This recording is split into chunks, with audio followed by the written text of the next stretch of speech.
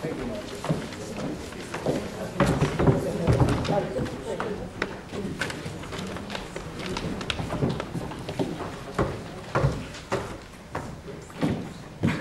After that bit of cheery news, Amanda Hasselman is going to tell us why the tunnel should be stopped.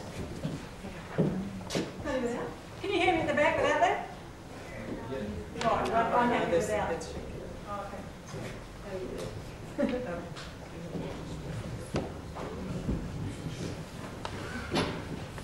Excellent. Hey, thanks so much for coming. We really appreciate seeing bums on seats at Memorial Hall. You might feel we're a bunch of NIMBYs from Glenorchy, but I'd like to give you the facts why we don't believe that's true and why 23,191 people have signed a petition against the tunnel. So what are the big reasons? Why don't we want the tunnel? The first and the main one is that the Minister of Conservation has not followed the usual process for this concession application. The application contravenes 2 management plans, and the Mount Aspiring management plan was written with the due intent of stopping the tunnel should it ever happen. Lots of us spend a lot of time writing submissions to that intent in the hope that we'd never be in the place where we're at today. We believe that was a sound democratic process. Now we're not so sure. The Minister should have declined the concession until the management plan had been reviewed, and then we could see where we went from there. Secondly, the Otago and Southland Conservation Boards, which are the informed voice of the community to DOC, gave the proposal long and hard consideration, and they both declined it. DOC's chosen to ignore this. Mount Aspiring and Fiordland National Parks are both part of Te Wahipounamu World Heritage Area.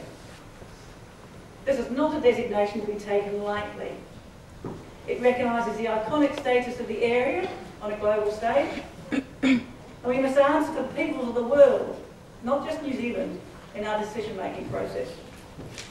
It's also, and very important for Queenstown, a key decision-making factor for discerning overseas tourists. Another question we would ask the Minister of Conservation is why have the roading issues at either end of the tunnel not been part of the submission process when they both lie within the DOC estate? Why were we not allowed to submit on these issues at the hearings? 40 buses a day each way will require profound changes to the slow, winding track through the magnificent beech trees at the Rootburn Road end. I'm sure many of you know and love that place, and we are forced by the majesty of the trees and the smallness of the route to enter the park slowly and enter the park with a mindset to enjoy it.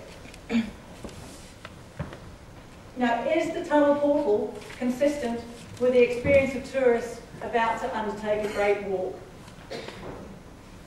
So the other thing I'd like to ask the Minister of Tourism, what is his vision for the future of New Zealand tourism?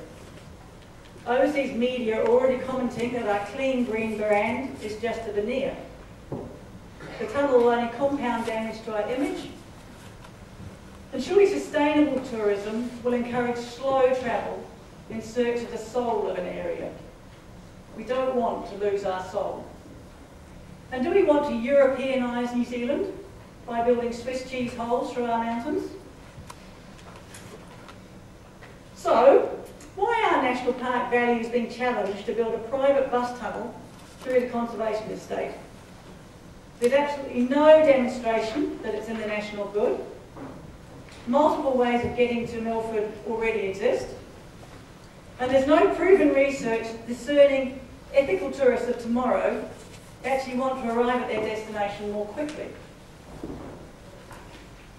So as a group, and it's becoming a wider and wider group by the day, we're profoundly worried that the granting of this concession will open the floodgates for any proposal within our national parks.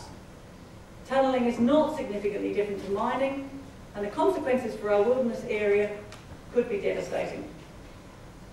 MDL, Milford Dart Limited, have made every effort to minimise the environmental impacts of the proposal. There is real potential for endangering already threatened populations of mohua, long-tailed bats, falcon, kaka and blue duck. Some say we need progress. Some say you must crack an egg to make a cake. But should we be eating a cake that uses endangered species eggs? We are the stewards of our wild places for our grandchildren's grandchildren. Milford Dart they said in their application for the concession that they will be open and engaged with communities and statutory bodies.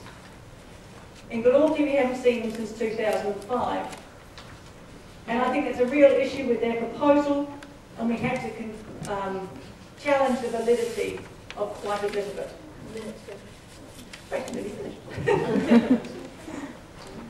DOC wants to work with communities to get good conservation projects and outcomes happening. And there's a lot of good stuff happening between DOC and their communities. Some particularly good stuff happening at the head of the lake. And in a cash-strapped future, such partnerships will be crucial.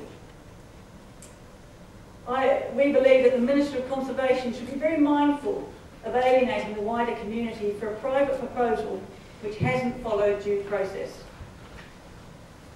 So the three final things to think about are: who will clean up the mess if the project fails? Will the concession be sold on to the highest bidder once the consents are in place? And really, is exploiting our national parks for private economic gain justified at any cost? Thank you very much for listening.